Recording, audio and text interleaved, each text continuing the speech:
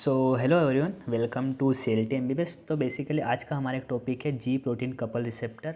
ये हमारे general pharma का एक इम्पोर्टेंट टॉपिक है जो कि हमारे लिए तो इम्पोर्टेंट है ही, बट एग्ज़ाम के लिए भी इम्पोर्टेंट है, पूछ सकते हैं। ठीक है, तो चलो स्टार्ट करते हैं। हाँ, स्टार्ट करने से पहले आपका मैं एक डाउट क्लियर कर देता हूँ कि ये मेरे हैंड रिटन नोट्स है, इसकी PDF फॉर्मेट आपको मिल जाएगी मेरे टेलीग्राम चैनल पे, लिंक डिस्क्रिप्शन में है।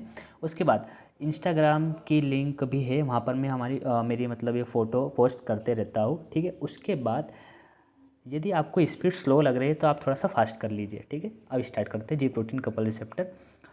मैं जनरल फार्मा के सभी टॉपिक्स कवर करने वाला हूँ, इंपॉर्टेंट टॉपिक्स, और आगे सिस्टमिक के भी मैं कवर करने वाला हूँ। आप प्लेलिस्ट में जाके देख लीजिए। ठीक है, तो अब स्टार्ट करते हैं जी प्रोटीन कपल रिसेप्टर्स। तो देखो, जी प्रोटीन कपल रिसेप्टर में आपको पहले पढ़ के बता देता हूँ बुक में कैसा लिखा है, उसके बाद मैं समझाऊंगा। ठीक है, तो जी प्रोटीन कपल रिसेप्टर के बारे में बुक में लिखा है कि these are membrane bound receptor which are couple to the effector system through guanosine diphosphate, guanosine triphosphate protein known as G protein.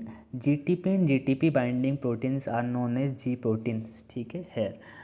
अब मैंने ये बुक की डेफिनेशन पढ़ के बताई, कुछ समझ में नहीं आएगा यदि मतलब अच्छे से ध्यान नहीं दिया होगा तो, और हो सकता है मेरे को भी एक बार में समझ में नहीं आया था, तो इसलिए मैंने क्या है कि हिंदी में लिख रखा नीचे। बट उसको देखने से पहले मैं आपको आप डिस्कस कर लेते हैं कि एक्चुअल में जी प्रोटीन कपल रिसेप्टर है होते क्या है कि ये ऐसे जी प्रोटीन कपल रिसेप्टर, ये नॉर्मल रिसेप्टर्स होते हैं, मेम्ब्रेन बाउंड रिसेप्टर्स होते हैं जो कि अपना काम करवाते हैं इन जी प्रोटीन्स की मदद से। देखो, हर रिसेप्टर अपना कुछ किसी न किसी की मदद से अपना काम करवाता है। ठीक है, तो ये मेम्ब्रेन बाउंड रिसेप्टर ही है तो रिसेप्टर ही, बट किसकी मदद से बाउंड रिसेप्टर अपना काम करवा रहा है? जी प्रोटीन्स की मदद से।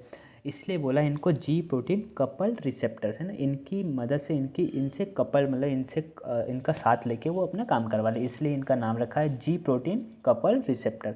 है मेम्ब्रेन बाउंड रिसेप्टर्स ही, है ना। ठीक है, और जी प्रोटीन्स क्या होते हैं? अब तुम बोलोगे जी प्रोटीन्स क्या होते हैं? जी प्रोटीन्स कुछ भी नॉर्मल प्रोटीन्स होते हैं जो कि जीटीपी और जीडीपी से बाउंड होते हैं, इसलिए उनका नाम जी प्रोटीन रख दिया, क्योंकि जी और जी से बाइंड हो रहा है, इसलिए बोलते हैं हमने जी प्रोटीन कपल रिसेप्टर। ठीक है, तो हम हिंदी में जो मैंने लिखा है अपनी लैंग्वेज में जो समझ में आना चाहिए, ऐसा नहीं कि बस पढ़ के बता दो, इंग्लिश इंग्लिश होना। ठीक है, समझ में आए उस हिसाब से। तो यहाँ पर मैंने लिखा है कि ये ऐसे मेम्ब्रेन रिसेप्टर्स होते हैं जो कि जीटीपी और जीटीपी बाइंडिंग वाले प्रोटीन्स की मदद से अपना काम करवाते हैं, इसलिए इन मेम्ब्रेन रिसेप्टर्स को हम जी प्रोटीन कपल रिसेप्टर्स कहते हैं। अब थोड़ा क्लियर हो गया होगा। इसके एग्जांपल्स की बात करें तो इसके एग्जांपल क्या है? 4-5 एग्जांपल है। कौन कौन से? Adrenergic, dopaminergic, opiate, purine, five hydroxytryptamine and muscarinic receptor.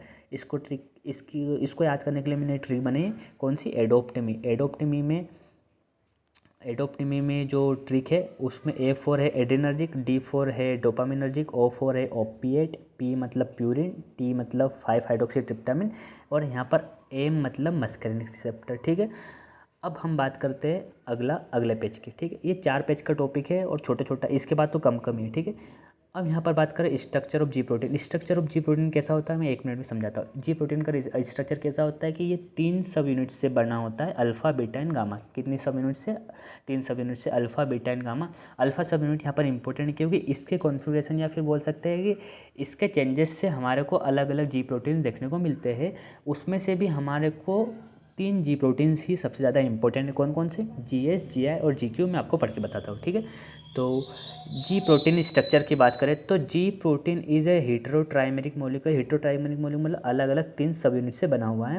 That is it has 3 subunit known as alpha beta and gamma. There are many types of G protein based on distinct alpha subunit, but there are three important G proteins known as GS, GI and GQ। GS क्या करता है कि ये एडिनाइलाइल cyclase को stimulate करता है, ये S मतलब स्टिमुलेशन।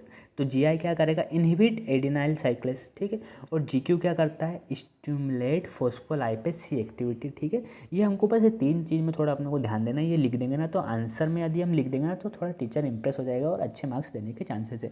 और नीचे हमको एक जी प्रोटीन को ऐसे बना के आना है, अल्फा बीटा एंड गामा सब यूनिट। ठीक है, नोट्स की चिंता मत करो, है ना, उसमें क्लियर है आपको PDF फॉर्मेट में। ठीक है, ये जी protein.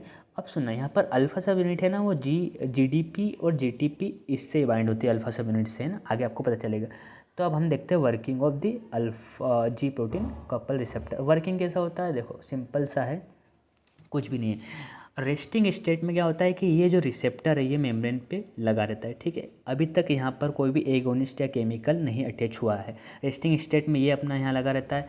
Alpha beta and gamma सब यूनिट मतलब जी प्रोटीन के साथ, जी प्रोटीन में अल्फ़ा सब यूनिट के साथ जीडीपी बाइंड रहती है रेस्टिंग स्टेट में, ठीक है। मैंने बोला ना अल्फ़ा सब यूनिट पे जीडीपी बाइंड होती है, और ये हमारा टारगेट प्रोटीन है इफेक्टर, जो कि हम इससे काम करवाना चाहते हैं, ठीक है। रेस्टिंग स्टेट में ये सब अलग अलग रहते हैं, पर जैसे ही रिसेप्टर पे केमिकल आया या फिर एगोनिस्ट या फिर कोई ड्रग आया तो क्या होगा, तो अगली स्टेप नीचे आइए थोड़ा, है ना, ठीक है। तो नीचे ये एगोनिस्ट की एंट्री हो गई, एगोनिस्ट रिसेप्टर से बाइंड हुआ, रिसेप्टर से बाइंड हुआ तो रिसेप्टर क्या बोलेगा कि एगोनिस्ट क्या कुछ काम करवाने तो आया है, तो इस रिसेप्टर पे आया, तो ये रिसेप्टर किसके द्वारा हेल्प लेता है, अपने जी प्रोटीन से। तो जैसे ही एगोनिस्ट किस पे आया, इस रिसेप्टर पे, तो जी प्रोटीन के पास जो जीडीपी होता है उसका एक्सचेंज होता है जीटीपी से, है ना। तो जीडीपी एक तरफ चल जाता है और उसकी जगह पर जीटीपी आ जाता है, exchange of GDP with GTP, ठीक है। तो ये हमारा एक चीज़ होता है अंदर कि जी प्रोटीन से जीडीपी एक्सचेंज हो जाता है जीटीपी से, ठीक है। अब ये जो एक्टिवेटेड जीटीपी होता है उसके बाद क्या होता है कि यहाँ पर थोड़ा सा ट्विस्ट है। अल्फ़ा बीटा एंड गामा तीनों सब यूनिट एक साथ वर्क नहीं करती, बीटा और गामा सब यूनिट डिसोशिएट हो जाती है और हमारे पास अल्फ़ा सब यूनिट और जीटीपी जुड़े रहते हैं ना। तो अगले स्टेप में क्या होता है कि अल्फ़ा सब यूनिट जीटीपी कॉम्प्लेक्स, इसको हम बोल सकते हैं अल्फ़ा सब यूनिट है और जीटीपी है, तो अल्फ़ा सब यूनिट जीटीपी कॉम्प्लेक्स ये जो है ये हमारा इफेक्टर के साथ जुड़ के उसका इफेक्ट प्रोड्यूस कराता है। अगले स्टेप में यही है, देखो तो यहाँ पर बीटा एंड गामा सब यूनिट कॉम्प्लेक्स थोड़ा डिसोशिएट हो चुका है, और अल्फ़ा सब यूनिट जीटीपी कॉम्प्लेक्स क्या होता है कि वो टारगेट सेल या फिर बोल सकते हैं टारगेट सेल नहीं, टारगेट प्रोटीन या फिर इफेक्टर से जुड़ के अपना काम करवाता है। और अपना काम क्या करवाता है, देखो द एक्टिवेटेड, अब ये एक्टिवेट हो गया टारगेट सेल, क्या हो सकता टारगेट प्रोटीन क्या हो गया, वो एक्टिवेट हो गया इसके बाइंडिंग से, ठीक है।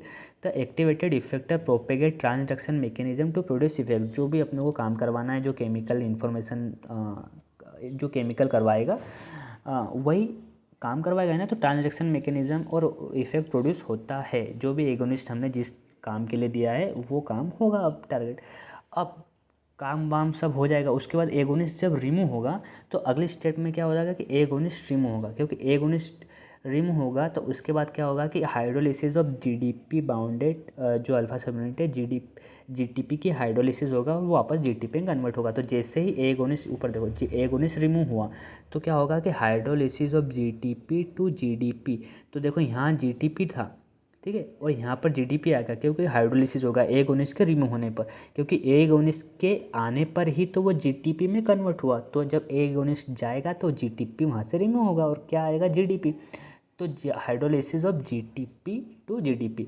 और जैसे ही ये जीटीपी में कन्वर्ट हुआ, ये तो बाइंड हो नहीं सकता टारगेट प्रोटीन से, क्यों, क्योंकि जीडीपी में यदि बाइंड हो जाता तो पहले हो जाता ना, वो एगोनिस्ट की हम वेट ही नहीं करते क्योंकि यहीं पर ही बाउंड हो जाता, ऐसा नहीं होता है ना। ये अब क्या हो जाएगा, यहाँ से रिमूव हो जाएगा क्योंकि यहाँ पर जीडीपी आ चुका है, क्योंकि हाइड्रोलिसिस हो सकता है। ये यहाँ से अब हो गया रिमूव।